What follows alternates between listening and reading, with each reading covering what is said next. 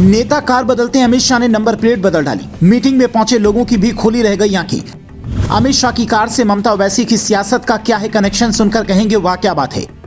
इधर दिल्ली में दौड़ी कार, उधर टोपी वाले नेताओं में मची हाहाकार। कईयों ने अभी से ही शुरू कर दी पैकिंग।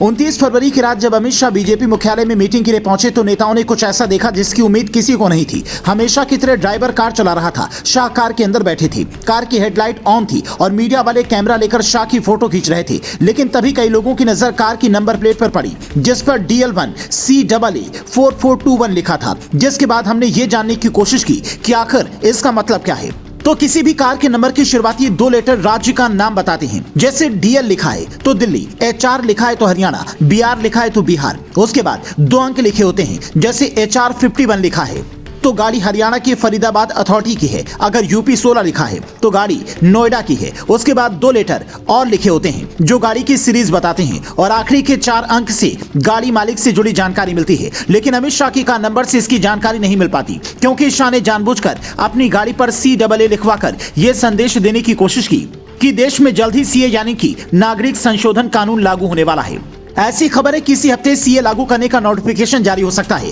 खुद शाह ने पहले भी ये दावे के साथ कहा था कि ये चुनाव से पहले लागू हो जाएगा। ऐसे में CAA की विरोधी ममता बनर्जी और असदुद्दीन ओवैसी ये नंबर देखकर टेंशन में हैं कि ये लागू हो गया तो फिर बड़ी दिक्कत हो जाएगी। इनकी मांग है कि इसमें मुसलमानों को भी शामिल किया जाए। पर सवाल यह है कि अगर इसके चक्कर में रोहिंग्याओं को नागरिकता मिल गई तो फिर वो देश में कुछ गलत करेंगे तो उसका जिम्मेदार कौन होगा। दिल्ली की जहांगीरपुरी से लेकर हरियाणा के नू तक बीते दिनों जो हुआ उसकी तस्वीर सबने देखी है। इसी अमित शाह का साफ आदेश है कि नागरिक संशोधन कानून हर हाल में लागू होना चाहिए। इसीलिए अपने कार की नंबर प्लेट पर भी अब वो ये लिखकर घूम रहे हैं ताकि लोगों के बीच में ये संदेश जाए कि CAA से सरकार पीछे नहीं हटेगी। पर ममता और ओवैसी जैसे नेताओं को चिंता ये है कि अगर ये लागू हो गया तो हमारी सियासत का क्या मतलब। ममता बनर्जी बंगाल में रोहिंग्याओं की राजनीति भी करती हैं। उन्होंने तो एक विदेशी को टिकट भी दे दिया था जिसका मामला कोर्ट चला गया तो जज साहब भी देखकर चौंक गए। असदुद्दीन ओवैसी तो मुसलमानों की ही राजनीति करते हैं तो उनके दिल में रोहिंग्याओं के लिए खास प्रेम है, जिसकी झलक उनके बयान में अलग अलग मौकों पर मिल जाती है। पर अब इनकी ये वाली सियासत नहीं चलने वाली है, क्योंकि शाह का साफ आदेश है कि हम नागरिकता देंगे लेकिन सिर्फ उन लोगों को जिन्हें पाकिस्तान, बांग्लादेश और अफगानिस्तान में परेशानी झेलनी पड़ी है,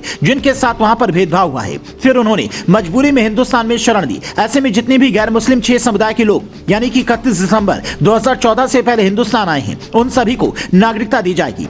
लेकिन चूंकि इसमें मुस्लिम समुदाय को नहीं रखा गया है, इसलिए विपक्ष इसे इस तरह से प्रचारित कर रहा है कि यह नागरिकता छीनने का कानून है। पर विपक्ष और सरकार के दावे के बीच में आप CA को किस नजरिए से देखते हैं, यह सबसे महत्वपूर्ण है। क्या आप CA का समर्थन करते हैं या फिर इसके खिलाफ हैं? कमेंट कर बताएं।